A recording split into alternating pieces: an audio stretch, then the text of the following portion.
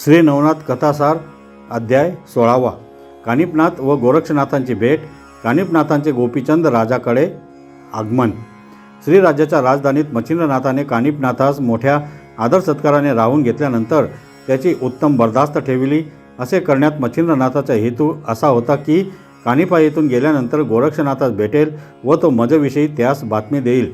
मग तो मला नेण्यासाठी येथे येईल व मला घेऊन जाईल. असे झाल्यास मी या सर्व सुखास मुकेल.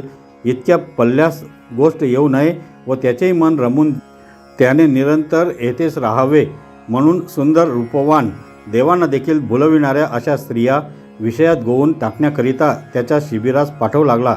पण कानिपाने त्या स्त्रियांकडे ढुंकूनसुद्धा पाहिले नाही. कानिपापुढे स्त्रियांचे तेज पडत नाही. त्यांचा हिरमोड होऊन त्या रडत परत येतात. असे वर्तमान मच्छिंद्रनाथा समजल्यावर त्याच्या शिष्यांना विषयात गोवून टाकण्याला सांगितले. पण शिष्यांजवळही स्त्रियांचे काही चालले नाही. त्या इलाज करून थकल्या, पण त्यांचा हेतू सफळ झाला नाही. महिनाभर राहून कानिपाने मच्छिंद्रनाथापाशी जावयास आज्ञा मागितली. ती त्याने बिनतक्रार दिली. तेव्हा हत्ती, घोडे, पालख्या, उंची वस्त्रे, तंबू, रावट्यादी पुष्कळ देऊन हिरे, माणके, सुवर्ण व पैसा विपुल दिला. अशा मोठ्या लवाजम्यानिशी मच्छिंद्रनाथाने कानिपाची रवानगी करून दिली. कानिपा तेथून निघून तीर्थयात्रा करीत चालला. तो जेथे जेथे जाई तेथे तेथे त्याचा उत्तम प्रकारे आदर सत्कार होईल. पुष्कळ लोक त्याचे शिष्य झाले. जो तो त्याची वाखाणणी करी व मोठ्या हौसेने दूर दूरचे लोक येऊन आपापल्या गावास मोठ्या सन्मानाने त्यास घेऊन जात. त्याचविषयी लोकांच्या मनात पूज्य बुद्धी उत्पन्न होऊ लागली. अशी त्याची कीर्ती पसरत हेलापट्टणातही त्याच्या नावाचा डंका बराच गाजला. तेव्हा गोपीचंद राजाने दूत पाठवून नाथाचा समाचार आणविला. त्याच्या ऐश्वर्याची दूतांनी राजापाशी फारच स्तुती केली. इकडे गोरक्षनाथ जगन्नाथहून तीर्थयात्रा करीत फिरत असता त्याची व कानिपाची एका अरण्यात भेट झाली. उभयतांनी आदेश केला. मग कानिपाने गोरक्षास भरजरी गालिच्यावर बसविले. त्यावेळी गोरक्षनाथाची विद्या कशी काय हे पाहावे असे कानिपाच्या मनात येऊन त्याने गोष्ट काढली की त्या पलीकडील आम्र वृक्षावर जी मधुर फळे पक्व झालेली दिसत आहेत त्यातून थोडीशी आणविण्याचे माझ्या मनात आहे. ते ऐकून गोरक्ष म्हणाला, कशाला इतका खटाटोप? आपल्याला काही गरज नाही. तेव्हा कानिपा म्हणाला, खटपट कशाची आली आहे? त्यात आता शिष्य पाठवून ते आंबे तोडून आणवितो. हे ऐकून गोरक्ष म्हणाला, इतका यत्न करण्याचे काय कारण आहे? आता शिष्य जवळ आहेत म्हणून त्यांच्यापासून आणतात. पण कोणी वेळेस शिष्य जवळ नसेल तर आपण कसे करावे? आपल्या विद्येच्या प्रभावाने फळे तोडून विद्येचा प्रताप व गुरुचा प्रसाद उजेडास आणावा व फळे खाऊन आत्मा संतुष्ट करावा. तेव्हा कानिपाने सांगितले की जर अशी तुमची मर्जी आहे तर मी गुरुच्या कृपेने आता फळे आणतो. असे म्हणून त्याने विभक्तास्त्र मंत्र म्हणून भस्म मंत्रून त्यावर आकर्षणास्त्राची योजना केली व भस्म फेकले. त्यामुळे पिकलेले सर्व आंबे झाडावरून त्याच्याजवळ येऊन पडले. मग सर्वांनी ते आंबे खाल्ले व हात धुतल्यानंतर गोरक्षनाथाने मनात विचार केला की कानिपाने आपले कर्तृत्व तर मला दाखविले, तेव्हा आपणही यास थोडासा चमत्कार दाखवावा. असा विचार करून कानिपास तो म्हणाला की तुम्ही माझा पाहुणचार केलात. आता मी काही फळे आणतो तर ती खाऊन आपण तृप्त व्हावे. कानिपाने त्याचे हे बोलणे मान्य केले. मग गोरक्षनाथाने आकर्षण शक्ती व विभक्तास्त्र जपून भस्म फेकताच एका लवंगवनातील तऱ्हेतऱ्हेची फळे येऊन जवळ पडली. ती मधुर फळे खाऊन सर्व तृप्त झाले. मग गोरक्षनाथाने मुद्दाम गोष्ट काढली की ही शिल्लक राहिलेली फळे पुन्हा परत झाडावर नेऊन डहाळी चिकटवावी. तेव्हा कानिपा म्हणाला, ही गोष्ट अशक्य होय. त्यावर गोरक्ष म्हणाला, निस्सीम गुरुभक्तास काही अवघड नाही.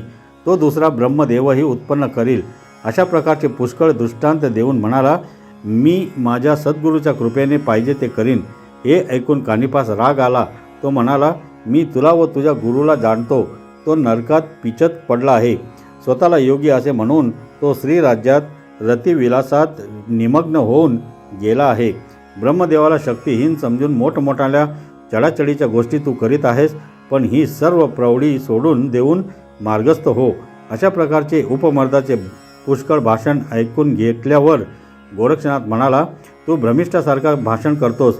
तुझा गुरु जालंधरनाथ दीनासारखा आज 10 वर्ष घोड्याच्या लिदीत पडला आहे. सुटून जाण्याचे त्याच्या अंगी सामर्थ्य नाही म्हणून कुजतो आहे. गौड बंगाल देशात हेलापट्टणाच्या गोपीचंद राजाने वस्तादगिरी करून त्यास काचेत पुरून वर घोड्याची लीद टाकून अगदी बेमालूम करून टाकिले. शाबास त्या राजाची. माझा गुरु अशा प्रतीचा नव्हे, हे ब्रह्मांड हलवून टाकील असा त्याचा प्रताप आहे. त्याच्या कृपेने तुला आत्ताच चमत्कार दाखवितो पहा, असे म्हणून संजीवनी मंत्र म्हणून भस्म फेकताच ती उरलेली फळे जागच्या जागी जाऊन लटकू लागली. ते पाहून कानिफा चकितच झाला. त्याने निरभिमानाने गोरक्षाजवळ जाऊन त्याची वाहवा केली व प्रेमाने त्यास आलिंगन दिले आणि म्हटले की आपल्या भाषणाने मला आज एक मोठा फायदा झाला, तो हा की माझ्या जालंधर गुरुचा शोध लागला. मग गोरक्षनाथ म्हणाला, गोष्ट खरी आहे. माझ्या योगाने जसा तुला तुझ्या गुरुचा शोध लागला तसा तुझ्या योगाने माझ्या मच्छिंद्रनाथ गुरुचाही मला शोध लागला. आजचा योग फारच उत्तम आला, असे बोलून त्यांनी एकमेकास नमस्कार केला. मग गोरक्षनाथ श्रीराजाकडे व कानिफनाथ हेलापट्टणास चालला. आपला गुरु जालंधरनाथ ह्यास गोपीचंद राजाने पुरून टाकल्याची बातमी कळता क्षणीच कानिफाच्या मनात क्रोधाग्नी उत्पन्न झाला व केव्हा सूड उगवीन असे त्यास झाले होते. तो आपल्या 700 शिष्यांसह हेलापट्टणच्या अरण्यात येऊन राहिला. कानिफा आल्याची बातमी लागताच गोपीचंद राजाने त्यास सामोरे जाण्याचा निश्चय केला. त्याने कानिफाचा लौकिक ऐकलेला होताच, त्यामुळे अंतःकरणापासून त्यास गुरु करण्याचे राजाच्या मनात भरले होते. स्वतःबरोबर हत्ती, घोडे, उंट, पालख्या, गाड्या, तंबू, डेरे, रावट्या वगैरे घेऊन मोठ्या वैभवाने 700 शिष्यांसह वर्तमान कानिफनाथ देश पर्यटन करीत होता. कानिफास नगरास आणावयास राजा आपले 700 सरदार व असंख्य फौजेनिशी मोठ्या दिमाखाने जात असता वाटेमध्ये तो प्रधानास म्हणाला की प्रारब्ध योग्य करून या नगरास आज महान सिद्ध पुरुषाचे पाय लागले आहेत. त्या अर्थी यास गुरु करावा असे माझ्या मनात आले आहे. हा गुरु मला योग्य असाच आहे व माझ्या वैभवाप्रमाणे याचेही वैभव आहे. नाहीतर आमच्या मातोश्रींनी जो गुरु केला तो अगदी कंगाल घाणेरडा असा होता. मी राजा आहे, माझ्या पंक्तीस बसण्यास राजे लोकच योग्य होत. तो जालंधर पिशाच्या समान भटकणारा, घाणेरड्या जागेत राहणारा व दरिद्री असा माझ्या आईने गुरु केला. परंतु कोणतीही गोष्ट करावयाची ती सारासार विचार करूनच केली पाहिजे. माझ्यासारख्या राजाला गुरु करावयाचा म्हणजे तो असाच ऐश्वर्यवान असला पाहिजे. हा कानिफा मला योग्य गुरु आढळला आहे. असे बोलून राजा मोठ्या समारंभाने कानिफास आणावयास गेला. कानिफनाथाने गोपीचंद राजास पाहिले, मात्र तोच त्याचा क्रोधरूपी अग्नी भडकून गेला. परंतु विवेक करून त्याने क्रोध आवरून धरिला. त्याने त्या वेळेस असा विचार केला की जर आपण यास आताच शाप देऊन भस्म करावे तर आपणास याच्यापासून मोठा कार्यभाग साधून घ्यावयाचा आहे. तो तसाच राहून जाईल. तशात गुरुची कोणत्या ठिकाणी कशी काय अवस्था केली आहे तीही आपणास पुरी माहीत नाही. यास्तव याच्याकडून गुरुची माहिती करून घेऊन नंतरच ह्यास शिक्षा करावी अशा विचाराने राग आवरून धरून तो अगदी शांत झाला. इतक्यात गोपीचंद राजा अगदी जवळ जाऊन कानिफाच्या पाया पडला. नंतर उभा राहून हात जोडून दीनवाणीने विनंती करू लागला की महाराज, दैवयोगाने मला अनाथास सनाथ करावयासाठी आपल्या कृपारूपी गंगेचा ओघ आज माझ्याकडे वळला आहे. राजा याप्रमाणे बहुत प्रकारे बोलत असता तिकडे कानिफांचे पूर्ण लक्ष होते. राजाशी सलगी ठेवण्याचा विचार त्याने प्रथम मनात आणलेलाच होता. तशात राजाच्या लीन भाषणाने कानिफास आनंद होऊन त्याने राजाचा हात धरून त्यास आपल्या शेजारी बसविले. मग क्षेमकुशल विचारल्यानंतर त्याने राजास म्हटले की राजा, तुझ्या हातून एक मोठे अनुचित कर्म घडले आहे, परंतु तुझे सबळ भाग्य फळास आले म्हणून माझे चित्त शांत झाले. नाहीतर यावेळेस मोठा अनर्थ होऊन तुझ्या प्राणास प्रसंग येऊन ठेपला असता. आता गावात चल, तेथे सर्व वृत्तांत निवेदन करीन. मग राजा त्यास पालखीत बसवून राजवाड्यास घेऊन गेला. त्याने आज सुवर्णाच्या आसनावर बसविले. षोडशोपचारांनी त्याची यथाविधी पूजा केली, वस्त्रे भूषणे दिली व अनुग्रह करण्यासाठी त्याची विनवणी करू लागला. राजाचे मन वळवून त्यास सर्वस्वी अनुकूल करून घेण्याची खटपट कानिफा करीत होताच. तशात राजा तर अनुग्रह घेऊन उत्सुकतेने चेला होण्यास तयार झालेला पाहून त्यास अतिशय आनंद झाला. तेव्हा कानिफाने राजास म्हटले की तू माझा अनुग्रह घ्यावया पाहतो आहेस, पण दुधात मीठ घातल्याप्रमाणे तुझ्या हातून एक कर्म घडले आहे. ज्याच्यापासून मी अनुग्रह घेतला आहे त्या जालंधर नाथास तू घोड्याच्या लिदीत पुरून टाकले आहेस. परंतु तुझे आयुष्य पुष्कळ व तुझ्या पुण्याईचा जोर बळकट म्हणून माझा कोप शांत झाला. नाहीतर जालंधर नाथाने तुला तुझ्या वैभवातसुद्धा एका क्षणात भस्म करून टाकला असता.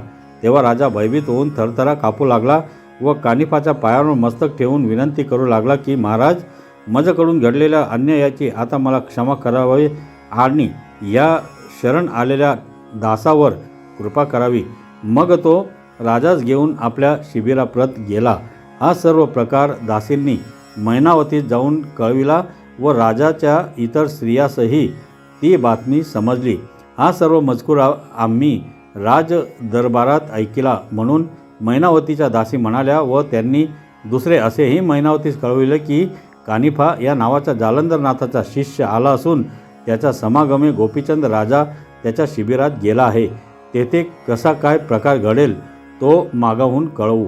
गोपीचंद राजाने जालंधरास लिदीत पुरल्याचा वृत्तांत ऐकून मैनावतीस राग आला व अतिशय वाईट वाटले, पण पुत्राच्या ममतेस्तव त्यास शासन होऊ नये असे तिला वाटले. राजा गोपीचंद तर कानिफाच्या सेवेस हात जोडून हजर राहिला व गुलामासारखा खपू लागला. कानिफाने मागितलेला पदार्थ पाहिजे तेव्हा व लागेल तितका तयार ठेविला. न्यूनता बिलकुल पडू दिली नाही. त्या दिवशी सायंकाळ झाल्यावर नाथाने राजास राजवाड्यात जाण्याची आज्ञा दिली. राजाने राजवाड्यात आल्यावर प्रथम मैनावतीकडे जाऊन तिच्या पाया पडून झालेला साधंत वृत्तांत तिला कळविला व आपल्या अपराधाची कानिफाने आपणास क्षमा करावी म्हणून त्याला युक्तिप्रयुक्तीने सांगून व स्वकार्य साधून घेण्यासाठी मध्यस्थी करण्याची तो मातेला विनंती करू लागला. तिने ते त्याचे म्हणणे ऐकून घेऊन नाथाने जाऊन खटपट करून पाहण्याचे कबूल केले. नंतर मैनावती कानिफाच्या शिबिरात गेली व त्याच्या पाया पडून जवळ बसली. मग विचारपूस झाल्यावर मी जालंधरास गुरु केले आहे व आपणास नाथपंथी म्हणवित आहे असे तिने त्यास सांगितले. ते ऐकून आपणही तोच गुरु केलेला आहे असे कानिफाने सांगून आपल्या गुरुची अशी कशी अवस्था होऊ दिलीस असे तिला विचारिले. तेव्हा तिने सांगितले की गुरुची पुत्राने अशा रीतीने वाट लावल्याची बातमी मला आत्ताच कळली. मग तिने आपली मूळारंभापासून सर्व हकीकत त्यास कळविली. शेवटी गोपीचंदाचे अपराध पोटात घालून त्याला पदरात घ्यावे आणि जालंधरनाथाच्या कोपाग्नीत न होरपळू देता आपल्या पुत्रास निर्भय करावे आणि गुरुस कुपातून बाहेर काढून या ब्रह्मांड भुवनात आपला कीर्तिध्वज फडकेल असे करावे म्हणून मैनावतीने कानिफास सांगितले. तेव्हा जालंधरनाथाने अनुग्रह करविण्याचे व त्यास निर्भय ठेवण्याचे कानिफाने तिला वचन दिले. मग तिने घरी येऊन पुत्रास झालेला मजकूर सांगितला आणि त्याच्या मनातील भीती समूळ उडविली. तर मंडळी, पुढील अध्याय नक्की ऐका. धन्यवाद.